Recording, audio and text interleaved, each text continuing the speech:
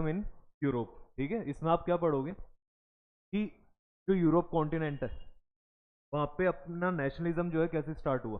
तो इसके लिए सबसे पहले हमें जो चीज़ पता होनी चाहिए वो क्या पता होनी चाहिए, यहाँ पे जो नेशनलिज्म का मीनिंग है वो क्या है। ठीक है, नेशनलिज्म होता क्या है, फिर यूरोप कहाँ पे है, वो क्या चीज़ है, वो सब बाद में देख लेंगे। तो नेशनलिज्म जो है इसके बारे में देखते हैं। सबसे पहले नेशनलिज्म में देखो नाम में पता लग रहा है कि नेशन से रिलेटेड कोई चीज़ है। नेशन से रिलेटेड क्या चीज़ है, नेशन के लिए भावना। ठीक है, कि मरने के लिए जो होता है ना अपने अंदर कि मैं तो अपने देश के लिए जान दे दूंगा, ये कर दूंगा, वो कर दूंगा, मेरे देश को कुछ भी नहीं होना चाहिए। तो ये जो आपकी फीलिंग है ना, यही आपके लिए क्या हो जाता है, यहाँ पे नेशनलिज्म हो जाता है। अब ये तुम देख रहे हो कि ये चीज़ तो हम में है, उस समय के लोगों में भी होगी, तो ये अलग से चैप्टर क्यों दिया है यहाँ पे, ये इसलिए दे रखा है क्योंकि उस टाइम के लोगों में नेशनलिज्म जैसा कुछ भी नहीं था। क्यों नहीं था, क्योंकि देखो उस समय मान लो जैसे कोई किंग था, अब इस किंग की कोई टेरिटरी है, ठीक है, इस पे किंग रूल करता है। लेकिन होता क्या था, जैसे मान लो अब यहाँ पे कोई आदमी रह रहा है, अब इस किंग ने यहाँ पे पास में दूसरी टेरिटरी थी, इस वाले किंग से युद्ध किया और लड़ाई के बाद में इसको हरा दिया और इसकी टेरिटरी अभी ये हो गई। ऐसे ही होता था। फिर बाद में इसने पास वाले को इधर वाले को हरा दिया तो ये भी इसकी आ गई। लेकिन फिर क्या हुआ, इधर वाला कोई अब देखो यहाँ वाला जो आदमी है और ये वाले जो आदमी है, इन दोनों के लिए किंग कौन है अब, ये वाला है। लेकिन देखा जाए तो 2-3 दिन पहले तक तो कोई दूसरा किंग था, अब दूसरा किंग है।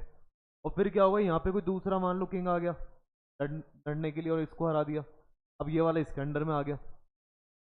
अब ये वाले आदमी के लिए किंग कौन हो जाएगा, ये वाला हो जाएगा।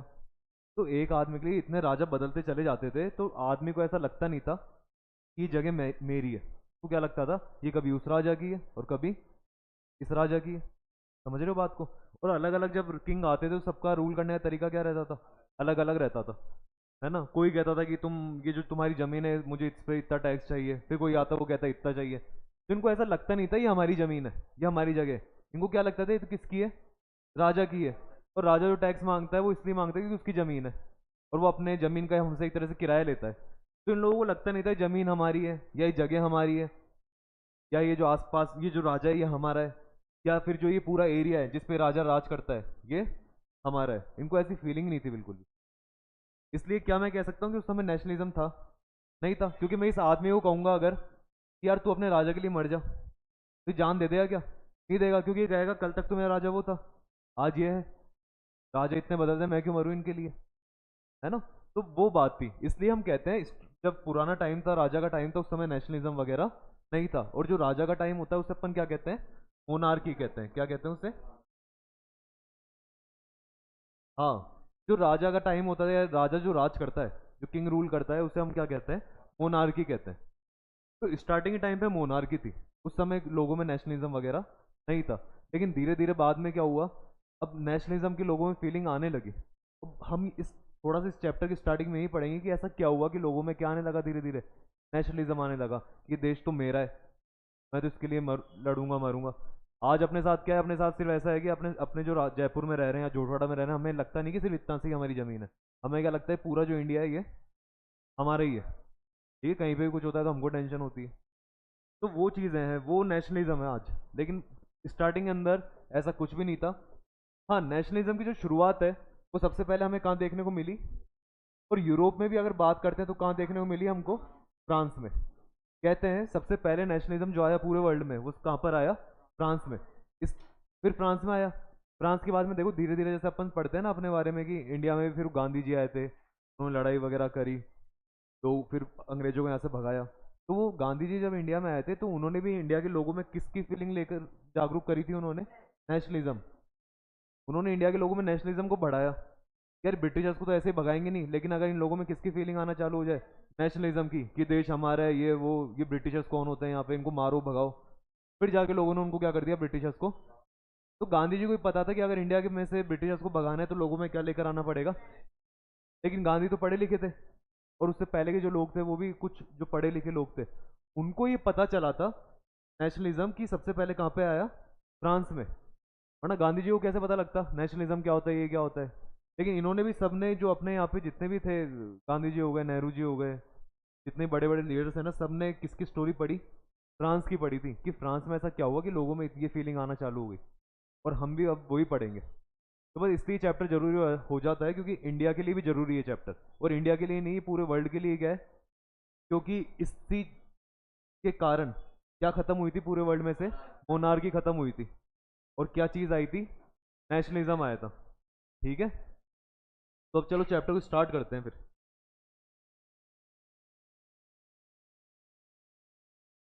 आऊं?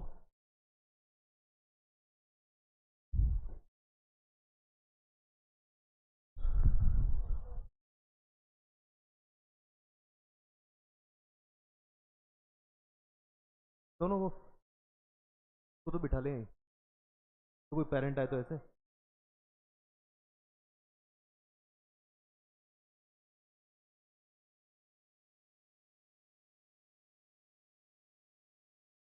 ये 6 बजे आएगा ये वाला,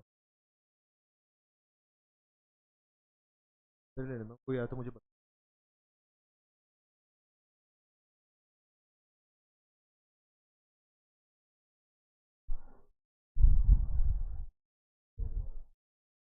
देखो तो अब स्टार्ट करते हैं चैप्टर को।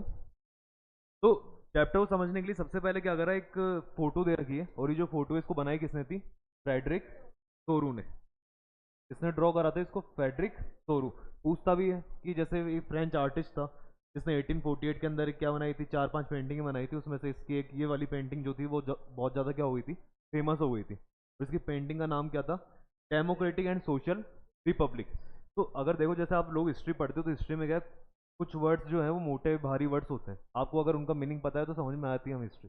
जैसे यहाँ पे कौन सा वर्ड आया, अब डेमोक्रेटिक का मतलब हमें पता होना चाहिए कि डेमोक्रेटिक का मतलब क्या होता है।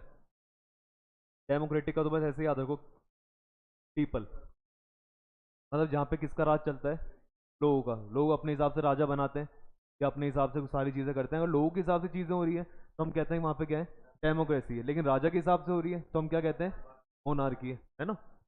सोशल मतलब सोसाइटी, सोशल का कोई वैसे मीनिंग नहीं होता, सोशल का मतलब होता है आपके आसपास की सोसाइटी, उसका सोशल मतलब होता है।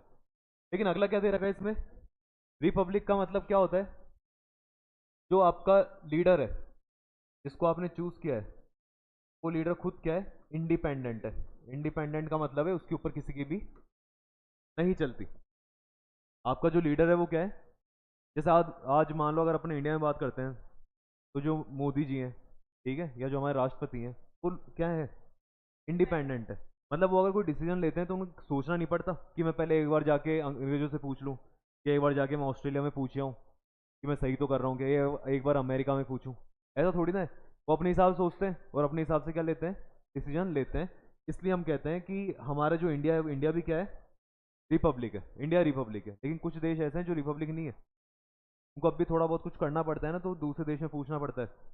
जैसे अपन अगर बात करें कनाडा की, तो कनाडा जो है वो आज भी ब्रिटिशर्स जो है उसके ऊपर क्या करते हैं, राज करते हैं। अब राज का मतलब इंडिया वाले तरीके से राज नहीं करते, ब्रिटिशर्स अलग रहते हैं, कनाडा वाले अलग रहते हैं। लेकिन अगर कनाडा वालों को कोई ज़्यादा बड़े कुछ डिसीजन लेने होते हैं तो किससे पूछना पड़ता है उनको, ब्रिटिशर्स से, क्योंकि वहाँ का राजा आज भी कनाडा का राजा है। समझ लो, कनाडा का जो राजा है ना वो आज भी जो ब्रिटिशर है वही है, जो क्वीन है वो भी ब्रिटिशर थी। लेकिन हमारे इंडिया क्या है, रिपब्लिक है, हमारे में ऐसा कुछ भी नहीं है। तो रिपब्लिक का मीनिंग ये हो गया। अभी कह रहा है ये फोटो वही चीज़ दिखा रही है, डेमोक्रेटिक सोशल रिपब्लिक। कैसे, डेमोक्रेसी तुम्हें दिख रही है, यहाँ पे लोग चलते हुए आ रहे हैं, मतलब लोगों का ही है। ये लोग जो चलते हुए आ रहे हैं, बहुत भीड़ दिखाई दे रही है, ये क्या दिखा रही है आपको, कि हाँ डेमोक्रेसी दिखा रही है कि अब जो पावर है वो किसके पास है, लोगों के पास है। फिर इसमें क्या होता है, इस फोटो के अंदर देखते हैं तो यहाँ पे नीचे ताज गिरे हुए हैं, जो राजा पहनता है ना ताज, वो ताज है यहाँ पे। और वो ताज क्या दिखा रहे हैं कि राजा के ताज जो है वो अब क्या हो चुके हैं, नीचे गिर चुके हैं, मतलब मोनार्की क्या हो चुकी है, खत्म हो चुकी है, और ये अब कचरे में गिरी हुई है। मतलब ये नहीं आएगी, और अब किसकी चलेगी, इन लोगों की चलेगी। और लोग जो है अलग अलग झंडे लेके आ रहे हैं, और ये अलग अलग झंडे जो हैं ये यूरोप की अलग अलग क्या है, कंट्रीज है। यूरोप की अलग अलग कंट्रीज, यूरोप कोई कंट्री नहीं है, यूरोप क्या है, एक कॉन्टिनेंट है। और उसकी जो अलग अलग कंट्रीज हैं वो सबके ऐसे झंडे लेकर आ रहे हैं कि ये सारी जो अब कंट्री है यूरोप की क्या हो चुकी है, रिपब्लिक हो चुकी है। मतलब हमारा जो लीडर है वो क्या हो चुका है, इंडिपेंडेंट। अब लोग हम सब इंडिपेंडेंट है, अब हम है ना। हाँ, और ये सब आ रहे किसके पास है, इधर एक लेडी का फिगर देखो, इधर भगवान भी ऊपर दिख रहे हैं, भगवान भगवान इसमें बनाए हुए, जीसस बना रखे हैं इन्होंने। ये क्या दे रहे हैं इनको सबको? आशीर्वाद दे रहे हैं, खुश हो रहे हैं जीसस भी। चलो ये लोग सारे क्या हो चुके हैं, डिपेंडेंट हो चुके हैं, इनको आशीर्वाद है वैसे ही बने रहे वाली बात है। लेकिन यहाँ पे एक लेडी का फिगर दिखाई दे रहा है जो हाथ में क्या ले रखी है, एक टॉर्च ले रखी है। और टॉर्च क्या है, वो लाइट एंड टॉर्च है कि भाई वो लाइट दिखा रही है, एक रास्ता दिखा रही है। ठीक है, लोगों को क्या दिखा रही है, एक सही रास्ता दिखा रही है कि भाई आपको इधर की तरफ चलना है अब, है ना। और वो रास्ता कौन सा वाला रास्ता है, वो सारा डेमोक्रेसी का है, फ्रीडम का रास्ता है, ठीक है, इक्वलिटी का रास्ता है, जहाँ पे सब लोग क्या होंगे अब आगे। अरे बहुत सारे रास्ते दिखा रही है, इक्वलिटी का दिखा रही है कि अब सब लोग क्या हो जाएंगे, इक्वल हो जाएंगे। डेमोक्रेसी आएगी जहाँ पे किसका राज चलेगा, सिर्फ लोगों का।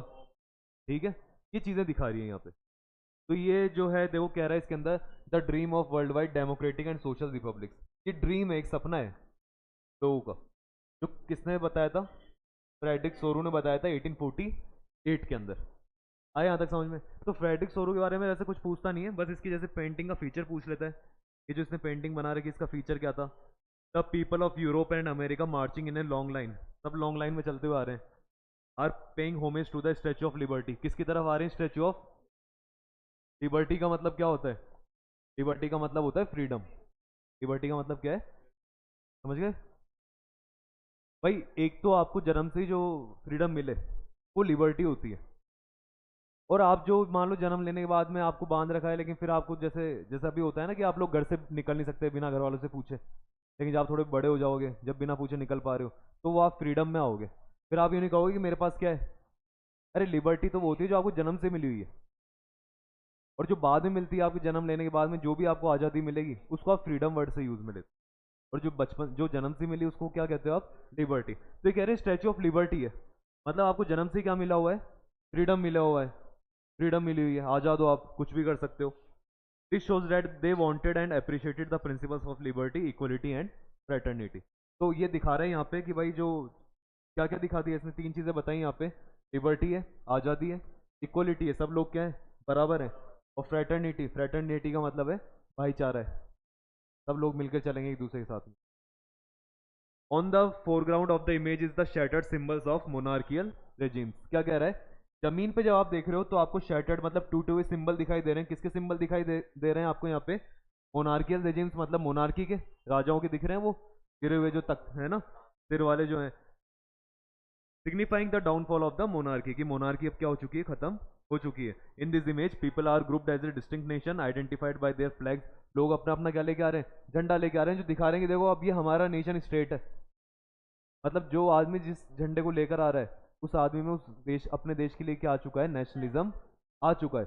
ये मेरा देश है और अब मैं इसका झंडा लेके चलूंगा। ठीक है, इस the rise of nation state in Europe and America. तो देखो ये दिखा रहा है कि भाई ये पिक्चर जो इसने बताया कि यूरोप और अमेरिका में क्या आ चुका है? नेशन स्टेट आ चुका है। बात ये, नेशन स्टेट होता क्या है? अब नेशन स्टेट क्या है? जैसे मान लीजिए नेशन स्टेट का मतलब जैसे आपका इंडिया, अपना इंडिया नेशन स्टेट है। अगर मैं पूछूं इंडिया होता क्या है, तो इंडिया जैसे मान लो एक बाउंड्री से बाउंडेड है, हमारी इंडिया की एक बाउंड्री है जिसमें जो पीपल रहते हैं, ठीक है, इनका जो पीपल है इनकी सबकी जो सोच है, मतलब इनका सबका जो आइडिया है वो क्या होना चाहिए? सेम होना चाहिए। ठीक है, आइडिया सेम होना चाहिए। जैसे हमारे इंडिया में जो लोग रहते हैं उनका आइडिया क्या है? सबका सेम है कि हमारे इंडिया है ये जो बना हुआ है, ठीक है, हम इसमें घूम सकते हैं, इधर उधर जा सकते हैं, कोई इसमें अगर आने की कोशिश करेगा तो हम लड़ेंगे, ये करेंगे। क्या अगर जैसे मान लो अगर मैं किसी बांग्लादेशी के बारे में पूछूं तो क्या उसमें ये आइडिया रहेगा क्या? तो उसका आइडिया सेम नहीं है ना, तो वो अलग फिर नेशन में चला गया। नेशन स्टेट का मतलब क्या होता है? कह रहा है nation state refer to a country with the well defined, क्या होती है उनकी? बाउंड्री होती है, decided by people with a similar culture. लगभग हम लोगों का कल्चर भी क्या होना चाहिए? सेम होना चाहिए। हालांकि इंडिया के मामले में ऐसा नहीं हो पाता। इंडिया तो डाइवर्सिफाइड होता है, कितना कल्चर इंडिया के अंदर है ना। इंडिया में तो अलग अलग धर्म के लोग, अलग अलग तरह के रहने वाले, अलग अलग सारी कितनी सारी चीज़ें हैं, लेकिन फिर भी कह रहा है लगभग सबके कल्चर क्या होते हैं? सिमिलर होते हैं। शेयर्ड हिस्ट्री, अपनी सबकी हिस्ट्री भी क्या होती है? सेम होती है। हमारे पूर्वजों ने एक से सब ने मिलकर क्या करी थी? लड़ाई करी थी। हमको ये भी लगता है, हम जब साथ रहते हैं तो हमें लगता है कि हाँ जो हमारे पूर्वज रहे होंगे उन्होंने ब्रिटिशर्स से जब लड़ाई करी होंगी तो साथ ही लड़े होंगे, है ना।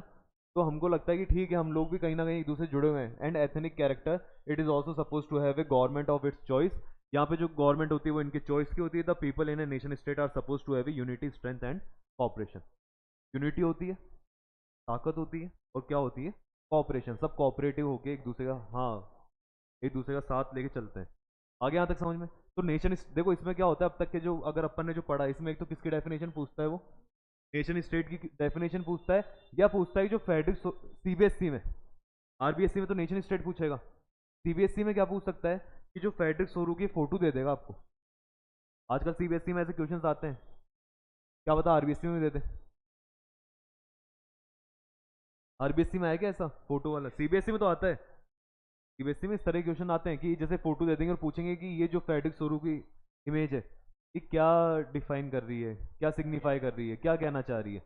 आप लोगों की भी आ सकता है, क्योंकि आरबीएसई थोड़ा ट्राई करता है कुछ थोड़ा सा पेपर को अच्छा बनाए, तो वो दे सकता है फोटो। तो आ जाए तो अच्छी बात है कि फोटो, और हमको सब कुछ ही पता है, लिख देंगे हम तो आराम से, कर सकते हो, है ना। और बाकी आप इसमें से थोड़ा सा इधर से पढ़ लोगे फोटो।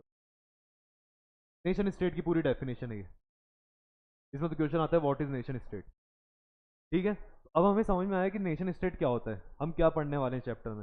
लेकिन बात ये, नेशन स्टेट की शुरुआत कहाँ हुई, नेशनलिज्म की शुरुआत कहाँ हुई? तो मैंने बताया सबसे पहले शुरुआत कहाँ पे होती है, यूरोप के अंदर। यूरोप में भी कहाँ पे होती है, फ्रांस में। इसलिए हम देखो सबसे पहले इसके बारे में पढ़ेंगे यहाँ पे, फ्रेंच रेवोल्यूशन के बारे में। इस चैप्टर में अपन फ्रेंच रेवोल्यूशन ही पढ़ेंगे मेन। तो मैंने बताया इसकी शुरुआत जो है वो कहाँ पे होती है, फ्रांस के अंदर होती है ना।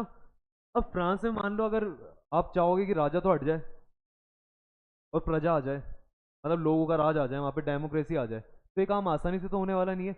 आपको इसके लिए क्या करने पड़ेंगे, रिवॉल्यूशन करने पड़ेंगे, क्रांति मचानी पड़ेगी, लड़ाई दंगे करने पड़ेंगे, राजा के खिलाफ आवाज़ उठानी पड़ेगी, लड़ना ही पड़ेगा, गिरना पड़ेगा, मरना पड़ेगा, तब जाके हमें क्या मिलेंगी।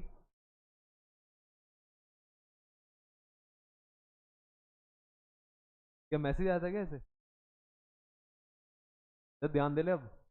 तो ये जो फ्रेंच रिवॉल्यूशन है उसमें अपन ये चीजें देखेंगे। और आगे क्या कह रहा है, and the idea of the nation. तो ये पढ़ा अपन ने कि नेशन होने का लोगों में आइडिया भी तो आना चाहिए, ये देश हमारा है ना। वो देखो उसके बारे में पढ़ते हैं अपन। देखिए आ रहा है, the French revolution is regarded as the one of the most important event in history. History में सबसे मेन चीज यही है कि वो सबसे मेन चीज है, क्योंकि यहीं से कहीं किसकी शुरुआत हुई थी, नेशनलिज्म की। किसकी शुरुआत हुई थी, ये आप जो पढ़ते हो ना, नेशनलिज्म, डेमोक्रेसी, इक्वलिटी, फ्रेटर्निटी, जो अच्छे अच्छे वर्ड पढ़ते हो, लिबर्टी, ये सारे कहाँ से शुरू हुए थे, फ्रांस से हुए थे। इसलिए हम इसको पढ़ते हैं चैप्टर को।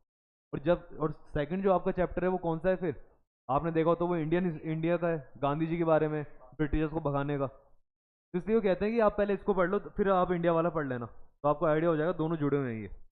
कह रहा है, it not only gave a huge setback to monarchy but also gave the first clear expression to the idea of nationalism। Monarchy को खत्म करा, नेशनलिज्म का आइडिया दिया। The French revolution led to the transfer of sovereignty from monarchy to the French citizen. देखो sovereignty का मतलब क्या होता है, सोवरेनिटी का मतलब होता है आप आजाद हो कोई भी चीज करने के लिए। सोवरेन होते उसको कहते हैं सोवरेन, क्या कहते हैं उसको, सोवरेन। तो ये कह रहा है फ्रेंच रिवॉल्यूशन ने क्या करा, जो सोवरेनिटी थी, चीज़ों करने का जो अधिकार था, जो आज़ादी थी, वो मोनार्की से किसको ट्रांसफर करवा दी, फ्रांस के सिटीजन को। और इसी को तो हम डेमोक्रेसी कहते हैं।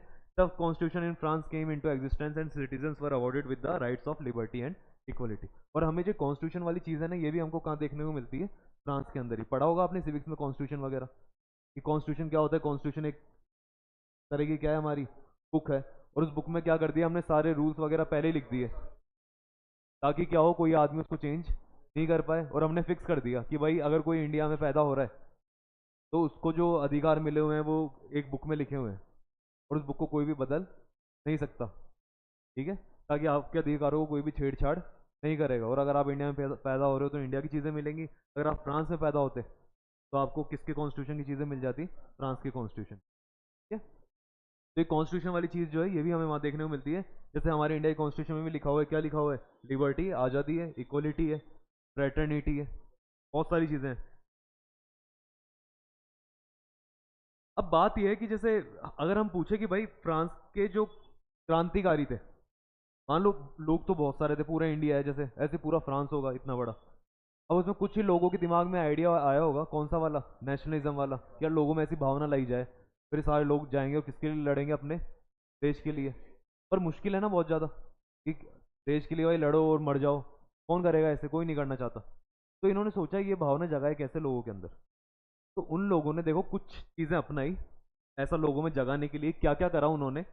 देखो, the French revolutionaries introduce various measure. France के जो रिवोल्यूशनरी थे, लोग थे, उन्होंने सोचा चलो हम कुछ चीजें ये अप्लाई करते हैं, तो लोगों में थोड़ी सी किसकी फीलिंग आना चालू हो जाए, नेशनलिज्म की। तो उन्होंने, आपके क्वेश्चन ये बनता है कि फ्रांस के रिवोल्यूशनरीज ने ऐसे क्या प्रैक्टिसेस अपनाई जिससे लोगों में किसका सेंस आना चालू हो जाए, कलेक्टिव आइडेंटिटी, मतलब हम सारे लोग क्या हैं, एक साथ हैं, एक ग्रुप है, यूनिटी, है ना। तो उनके लिए उसने क्या करा, उन्होंने कहा देखो फर्स्ट पॉइंट क्या कह रहा है आपका, वो लेकर आए the idea of the patrie. The patrie मतलब ये हमारी फादरलैंड है।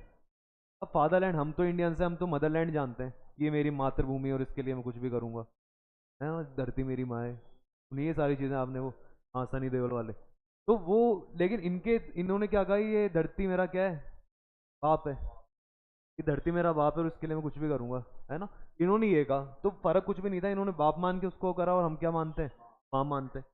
आगे कह रहा है and less city on. Less city on का मतलब क्या होता है, द सिटीजन। और हम यहाँ के क्या है, सिटीजन है। देखो सिटीजन बोलना भी जरूरी था, सिटीजन ही तो उनको क्या बताएगा कि आपकी क्या है, कलेक्टिव आइडेंटिटी, कि आप सब एक साथ हो सारे लोग, है ना। तो उन्होंने पहली बात तो ये कही कि धरती जो है ये फादरलैंड है और जो आप लोग हो उसके क्या हो, सिटीजन्स हो, ठीक है। सेकंड उन्होंने क्या कहा, the state generals were renamed the national assembly, its members were elected by active citizens. देखो इन्होंने क्या कहा कि स्टेट जनरल जो थी उसका नाम चेंज करके क्या कर दिया, नेशनल असेंबली। अब बात हमें पता होनी चाहिए भाई, ये दोनों क्या चीजें आ गई फिर से। देखो आप जैसे इंडिया के अंदर रहते हो और इंडिया में अगर आप दिल्ली जाते हो, दिल्ली के अंदर आपको क्या देखने को मिलती है, पार्लियामेंट। क्या देखने को मिलती है, आपने पार्लियामेंट के बारे में सुना है। पार्लियामेंट वो जगह होती है जहाँ पर बहुत सारे लोग बैठते हैं, मंत्री, और ये सारे मंत्री कौन है, जिनको हमने क्या करा, इलेक्शन में सेलेक्ट करा था, कि सारे जाके कहाँ बैठते हैं, पार्लियामेंट में, दिल्ली में, और वहाँ जाके आप लोगों के लिए रूल्स और रेगुलेशन बनाते हैं। तो मतलब आपने क्या करा, यहाँ के जो मंत्री, जैसे आपके एरिया का जो मंत्री है, आपने उसको पावर दे दी वोट डाल के, कि मैं तेरे को पावर दे रहा हूँ, तू जाके कहाँ पे बैठ जा, दिल्ली में।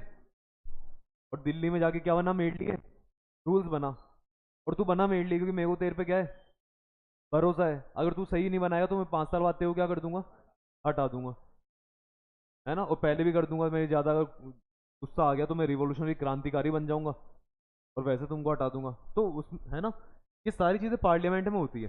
तो आपको, और जो आपका जो कॉन्स्टिट्यूशन भी तैयार हुआ था, कॉन्स्टिट्यूशन भी एक बुक है जिसमें क्या लिखे हुए हैं, रूल्स ही तो लिखे हैं। तो कॉन्स्टिट्यूशन भी कहाँ पे तैयार हुआ आपका, इसलिए पार्लियामेंट एक बहुत जरूरी जगह हो जाती है। अब पार्लियामेंट अगर जरूरी जगह है, तो पार्लियामेंट में देखो, हमारी जो पार्लियामेंट है उसको तो हम संसद कहते हैं, क्या कहते हैं उसको, संसद कहते हैं, है ना, संसद कहते हैं। ये अपनी पार्लियामेंट को पहले क्या कहा करते थे, ये स्टेट जनरल। ये नहीं कहते थे, इनका राजा कहता था। इनका राजा जहाँ बैठ के नियम बनाता था उस जगह को क्या कहता था, वो स्टेट जनरल। पर ये लोग जब सोचे कि यार नहीं, हमको ये राजा के हिसाब से नहीं चलना, हमको हमारे रूल्स खुद बनाने, डेमोक्रेसी होनी चाहिए, तो इन्होंने क्या करा, उसका स्टेट जनरल का नाम चेंज करके इन्होंने क्या रख दिया, नेशनल असेंबली। ये पूरे नेशन की असेंबली। अब वो वर्ड क्या लगा दिया उन्होंने, नेशनल, नेशनलिज्म वाली फीलिंग लानी। आया समझ में ये। और ये इन्होंने कहा नेशनल असेंबली बनेगी, और उसके जो मेंबर्स हैं उनको कौन इलेक्ट करेगा, एक्टिव सिटीजन। इलेक्शन होंगे, वोट डालोगे, डालते हैं जैसे अपने भी यहाँ पे। लेकिन इन्होंने कहा एक्टिव सिटीजन। एक्टिव सिटीजन कौन होते हैं, जो क्या पे करते हैं, टैक्स पे करते हैं। हमारे कैसे इंडिया में, हमारे कोई भी वोट डाल सकता है, हमारे तो सिर्फ एक ही एलिजिबिलिटी है कि वो 18 या 18 से कहीं का होना चाहिए, ज्यादा का। पर इन्होंने देखो क्या नाटक कर रखा था, कि क्या देना चाहिए, वो टैक्स। जो आदमी टैक्स दे रहा है वही क्या डाल सकता है, वोट डाल सकता है। और औरतों को तो अधिकार नहीं है वोटिंग का यहाँ पे, वो तो मिला ही बहुत बाद में था, ठीक है। आगे कह रहा है the new French flag replace the former royal standard. झंडा बदलो सबसे पहले तो जरूरी है, एक नया झंडा लेकर आओ, क्योंकि पुराने झंडे पे तो कौन दिख रहा है, राजा दिख रहा है, उसका वो ताज दिख रहा है, वो नहीं चाहिए हमको। फ्रांस का अलग से क्या चाहिए, झंडा चाहिए, फ्लैग चाहिए। अगला कह रहा है नेशन नाउ बिकम सुप्रीम। अब लोगों के लिए नेशन सुप्रीम हो जाए, मतलब राजा बड़ा नहीं है, देश बड़ा है, ठीक है। अब ये भावना लेकर आओ, लोगों का क्या भावना लेकर आनी है, अब राजा बड़ा नहीं, देश बड़ा है। Nation now become supreme, hymns were composed and oaths were taken on the name of the nation. अब जो भी गीत बनने लगे, गाने बनने लगे, या कविताएं या कुछ भी इस तरह की चीजें बनने लगी, हाइम्स, वो सारे कहीं पे बनने लगे, देश के ऊपर, ना कि राजा पे, ठीक है। और जो भी शपथ लूंगा, अब मैं किसकी कसम खा के लूंगा, देश की। कि देश को बचाऊंगा, देश के लिए करूंगा, देश के लिए करूंगा, राजा के लिए नहीं। पहले आदमी क्या होता, सैनिक बनता था, तो सैनिक बनते वक्त कसम लेता था कि अब मैं अपने राजा के लिए जान भी दे दूंगा। लेकिन अब जो अपने आर्मी के जो सोल्जर्स होते हैं, अब वो क्या कहते हैं कि मैं अपने देश के लिए जान दे दूंगा। देश के लिए कहते हैं वो, ठीक है। पहले राजा के लिए कहते थे। आगे कह रहा है the administrative system was centralised and uniform laws were formulated for all citizen. Administrative system सही सेंट्रलाइज करा गया। एडमिनिस्ट्रेटिव सिस्टम क्या होता है, जैसे आज आपके मान लो कलेक्ट्रेट है, जानते हो कलेक्ट्रेट, जहाँ पे आपके कोई भी कुछ भी बनवाना होता है सरकारी, तो वहाँ पे जाके बन जाता है, ठीक है, ऐसा होता है। इस सिस्टम को सेंट्रलाइज करा गया। सेंट्रलाइज का मतलब है पहले के टाइम क्या था, राजा के टाइम पे जैसे मान लो इतना बड़ी जगह राजा की है, तो राजा को पता था पूरे पे तो राज कर नहीं पाऊंगा, रूल कर नहीं पाऊंगा, तो वो क्या करता था, अपनी जगह को बांट लेता था और हर जगह को किसी ना किसी किसको देता था, जमींदार को। किसको देता था, अब हर जगह जमींदार अलग होता, या जमींदार नहीं कह के कुछ जगह पे उसको गवर्नर भी कहते थे, पढ़ोगे अगर आप कभी हिस्ट्री में पढ़ा तो, गवर्नर भी कह देते थे। तो राजा क्या करता था, पूरे पे राज नहीं कर पाता था, रूल नहीं कर पाता था, तो वो जमींदारों को या गवर्नर को जगह देता था कि तू राज कर यहाँ पे, तू तेरे हिसाब से चलाता रहे, मुझे तो क्या दे देना, बस पैसे दे देना टैक्स के हिसाब से। तो देखा जाए तो इनका जो सिस्टम है वो सेंट्रलाइज्ड है, हर जगह का अलग अलग है, हर जगह का अलग अलग हो गया। यहाँ पे अब थोड़े से रूल अलग रहेंगे, यहाँ पे अलग रहेंगे, यहाँ अलग रहेंगे। लेकिन क्या, हाँ, लेकिन जो ये रिवोल्यूशनरी थे, क्रांतिकारी थे, इनको पता था अगर लोगों में एक सी भावना लेकर आनी है तो हर जगह का सिस्टम भी क्या होना चाहिए, सेम होना चाहिए। इसलिए इन्होंने क्या करा, एडमिनिस्ट्रेटिव सिस्टम जो संभालने का सिस्टम होता है किसी भी जगह को, वो क्या कर दिया, सारा सेंट्रलाइज, मतलब एक जगह लेकर आ गए। And union laws were formulated, uniform laws, और जो इन्होंने नियम बनाए वो हर जगह क्या कर दिए, यूनिफॉर्म कर दिए, हर जगह की सेम कर दिए, सब सिटीजन्स के लिए सेम है। आए समझ में। A uniform system of weight and measures was adopted and internal custom duties and dues were abolished. देखो, अब सेकंड चीज इन्होंने क्या करा, इन्होंने करा the uniform system of weight and measures was adopted. भाई अपन जैसे इंडिया के अंदर रहते हैं, तो अपन इंडिया के अंदर आपने सुना होगा कि जैसे पतंग वगैरह लेने जाते हैं तो उसको क्या कहते हैं, कितनी 3 कोड़ी दे दे, 4 कोड़ी दे दे, क्या सुना है आपने, 1 कोड़ी दे दे, 2 कोड़ी दे दे, 3 कोड़ी दे दे, ये 1 दर्जन देते, 2 दर्जन देते। अभी दर्जन कोड़ी कोड़ी यहाँ पे चल रहा है, लेकिन अगर तुम मान लो ये सेम चीज जाके बोल दो ऑस्ट्रेलिया में कि 1 दर्जन केले देना, गिव मी 1 दर्जन बनाना, है, हाँ, वो समझ में नहीं आ रहा उसकी क्या कह रहा है ये, वो सब कुछ समझ में आया पर वो दर्जन वाली चीज समझ में नहीं आ रही, तो वो क्या दे देगा, 1 बनाना दे देगा। एक, हाँ, तुमने मांगा 1 दर्जन, वो क्या दे देगा, 1 बनाना ले, हाँ, है ना, 12 बनानास बोलना पड़ेगा, लेकिन हम तो 1 कोड़ी या तो यही जान देते हैं। तो तुमको समझ में आया कि यार ये, अब तुमको जैसे ही तुम उसको बोले ना, वो उसने उसको समझ में नहीं आया, तो तुमको समझ में आ जाएगी कि हमारे देश का, ठीक है, ये कहीं और का ही है। अगर यहाँ का होता तो इसको पता होता कि 1 दर्जन कितना है, 1 कोड़ी कितना है। तो इसलिए अगर आपको अपने देश के अंदर अगर ऐसा कुछ लाना है सेम सी चीज़ें, तो हर देश, पूरे देश के अंदर जो वेट करने के सिस्टम है, जो मेजरमेंट के सिस्टम है, वो क्या होना चाहिए, सेम होना चाहिए। कि अगर आप यहाँ पे 1 किलो इतना है ना, तो पंजाब में भी 1 किलो इतना ही आना चाहिए, केरल में भी इतना आना चाहिए, तब आपको लगेगा कि पूरा देश एक है। अगर सब जगह के सिस्टम ही अलग चल रहे हैं मेजरमेंट के, वेट के, तो इसमें क्या होगा, मुझे व्यापार करने में दिक्कत आएगी, बिजनेस करने में दिक्कत आएगी, कि मैं 1 किलो यहाँ से इतना भेज रहा हूँ, और केरल में तो 1 किलो कितना होता है, इतना, अब मैं यहाँ से इतना सा भेज दिया 1 किलो बना के, वो कह रहे हैं तो थोड़ा सा भिजवा रहा है। हाँ, उनको समझ में नहीं आ रहा क्या चल रहा है यहाँ पे, आई चीज़ समझ में। तो अगर आपको व्यापार करना है तो आप चाहते हो कि यहाँ पे और जो जिस जगह पे आपका सामान जा रहा है, उन दोनों की जगह के वेट मेजरमेंट्स वगैरह क्या होने चाहिए, सेम होने चाहिए, तभी सारी चीज़ सही से हो पाएगी। ऐसा यूनिट, फिर आपने ऐसा यूनिट पढ़ी, जैसे किलो पढ़ते हो, किलोमीटर पढ़ते हो, मीटर पढ़ते हो, ये तो ऐसे वाले आ गए जो पूरे वर्ल्ड में क्या चलते हैं। इसलिए आप देखो, हम इजीली पूरे वर्ल्ड में क्या कर सकते हैं, व्यापार, बिजनेस कर सकते हैं बिना टेंशन के। वरना पहले टाइम ऐसा नहीं था, हर जगह की यूनिट्स अलग होती थी, हमको पता करना पड़ता था कि फ्रांस में इस चीज़ का कितना है मीनिंग, और फिर उतना सामान भिजवाओ उसको। इसलिए कह रहा है ये सारी चीज़ें सेम करी गई। And internal custom duties and dues were abolished. और सबसे मेन चीज़ क्या है, अगर ये मेरा देश है और अगर मैं यहाँ से यहाँ पे कोई व्यापार कर रहा हूँ, तो जब मैं यहाँ से गाड़ी लेके निकलूँ वहाँ सामान देने के लिए, और मान लो मुझे यहाँ पे 17 जगह रोक दिया जाए, टैक्स, गाड़ी दे, टैक्स दे, टैक्स दे, टैक्स दे। तू हमारी टेरिटरी में आ रहा है, टैक्स दे, हमारी टेरिटरी में आ रहा है, टैक्स दे। मुझे लगेगा कि मेरी ये पूरा मेरी जगह थी। मुझे तो कहाँ तक लगेगा, सिर्फ जहाँ तक मुझसे टैक्स नहीं मांगा, कि मुझे लगेगा कि यहाँ तक ही मेरी ज़मीन थी, इसके आगे तो क्या है, दूसरी ज़मीन चालू हुई। तो मुझ में क्या नेशनलिज्म आया कि पूरी इस जगह को लेके, सिर्फ इतनी जगह को लेके आएगा जहाँ तक मुझसे टैक्स नहीं मांगा।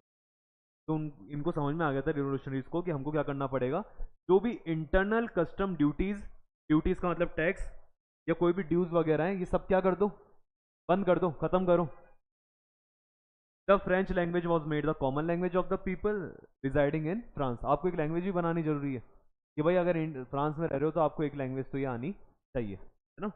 The revolutionaries declare that their next motive is to help other people of Europe to become nations. और जब खुद ये फ्री हो गए फ्रांस वाले कि हमको हमारी क्या मिल चुकी है, आज़ादी मिल चुकी है, डेमोक्रेसी, हम बिल्कुल सेटल्ड हैं, अब उन्होंने सोचा कि हम किसकी मदद करेंगे, अब दूसरे देशों की, और उनको भी क्या बनाएंगे हम, उनमें भी नेशनल, उनके लोगों में नेशनलिज्म की फीलिंग लाएंगे, और ताकि वो भी इंडिपेंडेंट हो, डेमोक्रेसी आए, मजे मारे। हाँ वो मजे करें अब वहाँ के लोग, ये राजा वाजा से छुटकारा मिले उनको भी।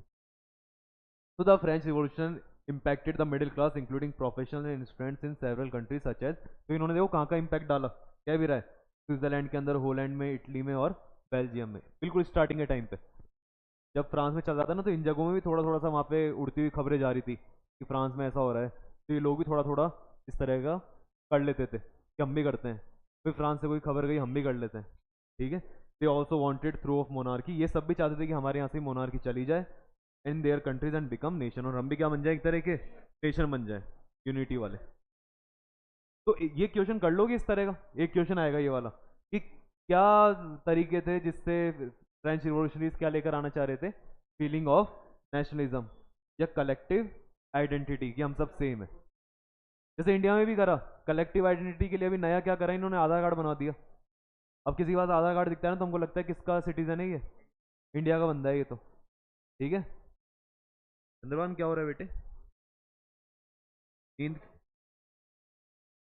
क्वेश्चन एक साथ लिखवा दूंगा या लिखवा दूंगा क्वेश्चन, ये लाइट की वजह से हो रहा है क्या ऐसा।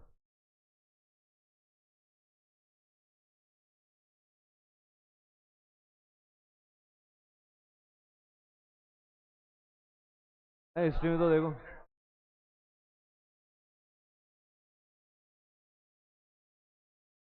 लो क्वेश्चन नोट करो इसके, एक दो दो थोड़ा लिखोगे तो।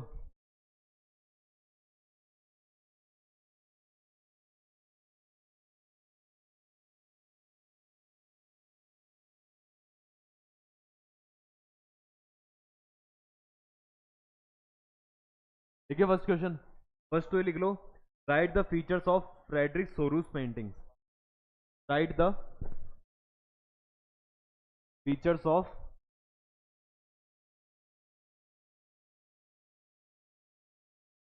Frederick Sorrieu's paintings.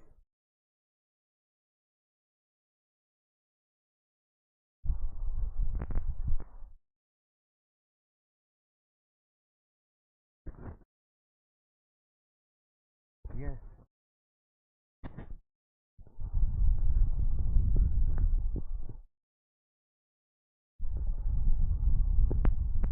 अगला क्वेश्चन लिखे, हाँ, what is nation state, what is nation state.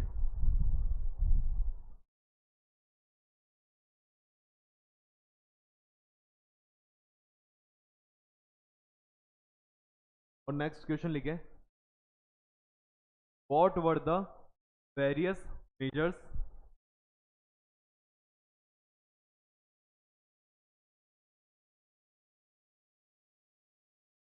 what were the various measures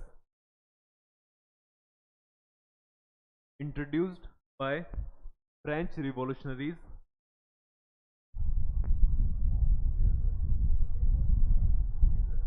introduced by French revolutionaries to create to create a sense of to create a sense of collective identity, to create a sense of collective identity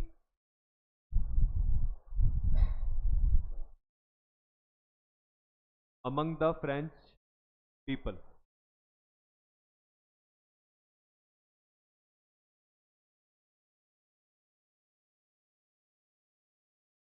ठीक है, 3 question हो गए ये। तो अब तक अपन ने जो पढ़ा उसमें 3 क्वेश्चन बन सकते हैं आपके ये।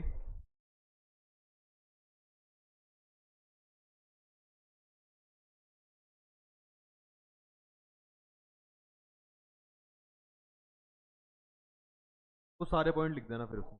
लॉन्ग का क्वेश्चन है वो, चांसेस रहते हैं बहुत ज़्यादा कि आता ही है। ठीक है, तो करना है उस क्वेश्चन को।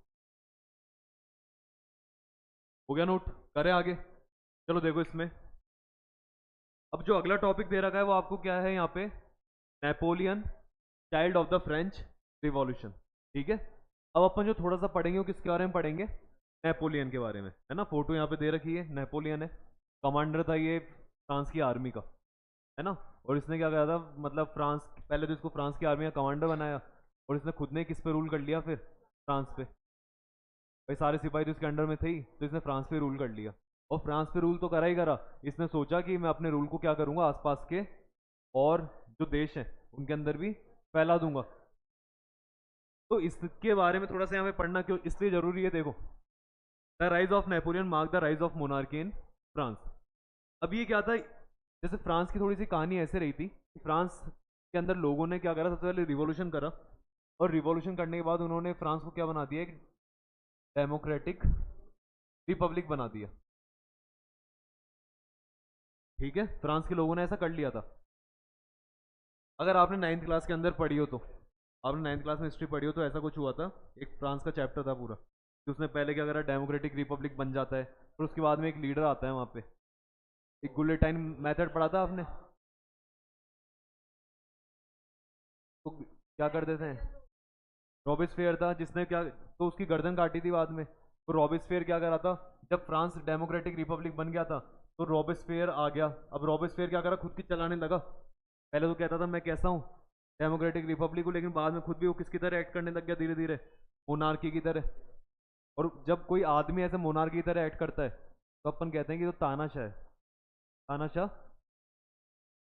तानाशाह मतलब समझे ना आप, तानाशाह जैसे हिटलर नहीं था क्या, इस, हाँ अपनी चलाने वाला, उस तरह का अपन आदमी कहते हैं उसको।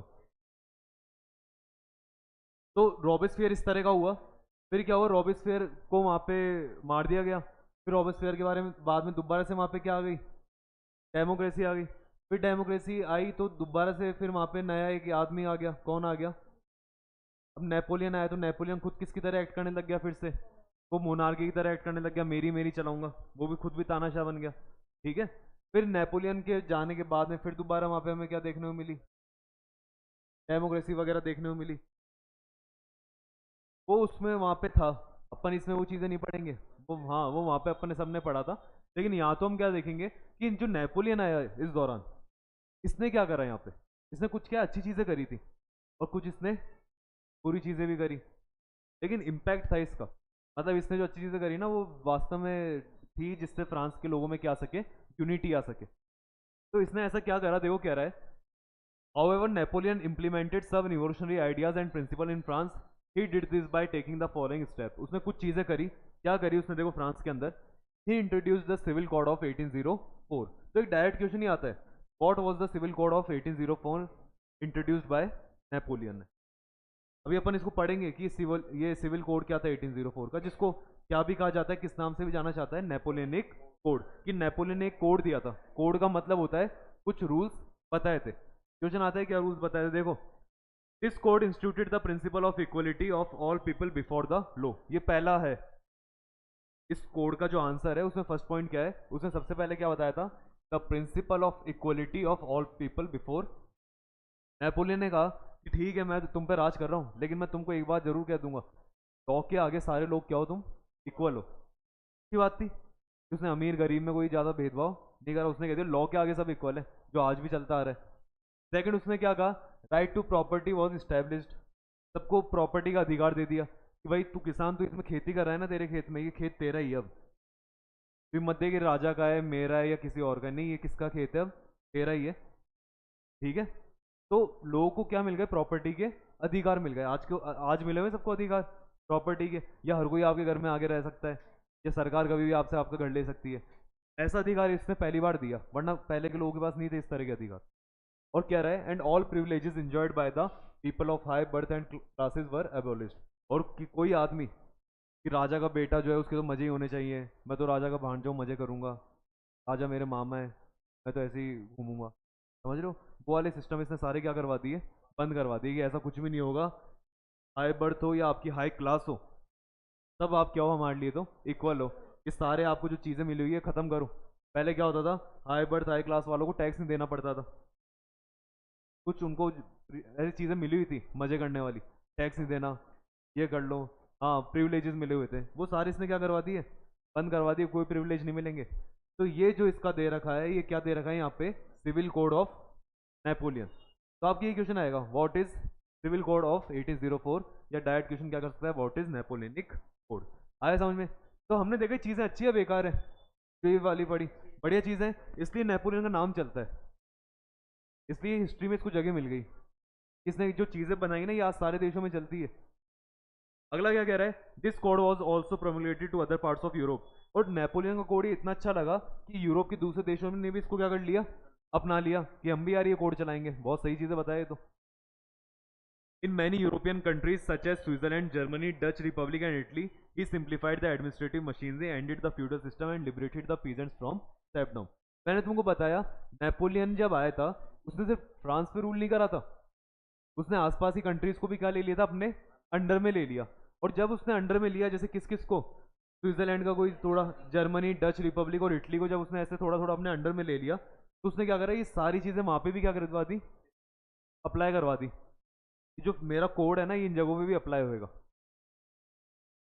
और सेकंड चीज, उसने कहा पीजेंट्स को लिबरेट कर दो सेफडॉम। सेफडॉम का मतलब क्या होता है, गुलामी से, बंधुआ मजदूरी। सुनिए आपने बंधुआ मजदूरी, बाल मजदूरी नहीं, बाल मजदूरी तो तुम अभी मजदूरी करने लग जाओ तो बाल मजदूरी होगी, तो कितने साल के हो तुम, लेकिन फिर तो नहीं हो पाएगी, 14 साल तक में होती है। तो अभी तुम मजदूरी करोगे तो वो मजदूरी मानी। लेकिन ये सेफडॉम तो वो वाली मजदूरी है, बंधुआ मजदूरी। बंधुआ, बंधुआ मतलब आप बंधे हुए हो इसमें। हाँ, बंधे हुए में क्या होता है, जैसे मान लो, नहीं करना ही नहीं है, जैसे मान लो किसी आदमी ने क्या कर रखा है, जैसे कोई, हाँ जैसे मान लो कोई लड़का है, उसके पिताजी ने किसी से कर्जा ले रखा था भयंकर वाला, नहीं चुका पा रहे, तो उन्होंने क्या करा, अपने बच्चे को बेच दिया। अब वो बच्चा बिक गया ना, अब वो बच्चा क्या करेगा, जिसके पास बिक के गया है, बस अब वो उसकी बात मानेगा पूरी जिंदगी। वो कहेगा ये कर वो कर, वो सारे काम करेगा। बस वो बच्चा कहेगा कि मेरे को आप तो एक तो कपड़े दे देना, और एक खाने पीने और रहने की जगह, मेरे को पैसे वैसे कुछ भी नहीं चाहिए, आप जो बोलोगे वैसा करूँ। तो बंद गया ना वो, इसलिए इसको कौन सी मजदूरी कहते थे, बंधुआ मजदूरी कहते थे। और कुछ तो ऐसे रखते थे कि अगर जैसे वो आदमी है, अगर वो बंधुआ मजदूर है हमारा, तो उसकी आने वाली जितनी पीढ़ियां हैं वो क्या रहेगी, हमारी मजदूरी करेगी। तो इसलिए क्या अच्छा सिस्टम है क्या ये सिस्टम चलता था पर पहले, इंडिया में भी चलता था और पूरे वर्ल्ड के अंदर कहीं ना कहीं चलते रहते थे। पर इन्होंने क्या करा, ये किसानों को इस बंधुआ मजदूरी से क्या करवा दिया, मुक्त करवा दिया। अब किसान कैसे बंधुआ मजदूरी में आ गए, जैसे कोई जमींदार है, मेरी जमीन है, जमींदार हूँ, और कोई किसान इसके अंदर काम कर रहा है, तो उस किसान को कह दिया तू भाई तू तो बंधुआ मजदूर है, तू और तेरे आने वाली पीढ़ी हमेशा किसके खेत में काम करेगी, फ्री फोकट में, कपड़े मिल जाएंगे और क्या मिल जाएगा, खाना मिल जाएगा। हाँ झोपड़ी, सोना तो मैं थोड़ी ना सुलाऊंगा हाँ तो मैं कैसे दे सकता हूँ वो सोना वोना नहीं मिलेगा, कुछ ही नहीं मिलेगा, बस खाना, हाँ एक टाइम का। इन towns restriction imposed on guilds were removed. तो इन्होंने क्या, इसने क्या करा, देखो गिल्ड्स क्या होती है, गिल्ड्स को आप, गिल्ड्स का मतलब होता है जो रोक लगाती है। हाँ, गिल्ड्स क्या होती है, जो रोक लगा, जैसे खिड़कियों में लगती है ना, ये ऐसे वाली ये लगी हुई है अपनी खिड़कियों में भी, ये गिल्ड्स होती हैं जो रोकती हैं। अरे हवा क्यों रोकेगी, उधर से कोई चोर वोर आने लगेगा तो रोक दी ना, ये जानवर को रोक दे, इनको गिल्ड्स कहते हैं। तो इसने क्या करा, गिल्ड्स हटवाई। अभी किसने खिड़कियों की नहीं हटवाई, इसने किसकी हटवाई, टाउन्स के अंदर जो गिल्ड्स थी वो हटा दी गई। गिल्ड्स का मतलब है रेस्ट्रिक्शन, आप एक टाउन से दूसरे टाउन में जा रहे हो, मतलब आप फ्रांस के अंदर ही एक जगह से दूसरी जगह जा रहे हो, और आपको आने जाने में क्या करनी पड़ रही है, हाँ आपको रोक रहे हैं, पूछ रहे हैं भाई कहाँ जा रहे हैं। तुम मान लो आज जयपुर से जैसे कहीं बाहर जा रहे हो और तुमको रोक ले वहाँ पे, कहाँ जा रहे हैं, चल वापस, इधर नहीं आना। ऐसी चीजें इसने हटवा दी। वरना तुमको क्या लगता है कि जयपुर या मेरी, ये जयपुर ही मेरा देश है, तुम यहीं रह जाते फिर समेट के। लेकिन इसने ये चीजें हटवाई। And transport and communication system are improve. Transport का सिस्टम अच्छा करवाया, कम्युनिकेशन अच्छा करवाया। ये क्या समझदार था, ये बिजनेस से रिलेटेड चीजों को अच्छा करवा रहा था, धंधे अच्छे से हो सके, बिजनेस अच्छे से हो सके, क्योंकि इसको पता था अगर बिजनेस बढ़िया होंगे तो टैक्स तो कमाएंगे बढ़िया, तो कमाएंगे बढ़िया तो टैक्स भी क्या मिलेगा मेरे को, बढ़िया। और मेरी जो इतनी बड़ी आर्मी है उसको सपोर्ट करने के लिए तो मुझे क्या चाहिए, पैसा चाहिए। इसलिए क्या करा इसने, businessman, small industries and traders began to realise the importance and advantage of uniform system of laws. तो अब उनको, बिजनेसमैन को भी मजा आ रहे थे काम करने में, ठीक है। तो बिजनेसमैन के लिए तो बहुत बढ़िया था ये। Peoples of other European countries initially welcome the French armies. अब क्या हुआ, इतने बढ़िया बढ़िया काम कर रहा, तो लोगों को लगा कि यार नेपोलियन महान है, इसके ऐसा कोई नहीं है,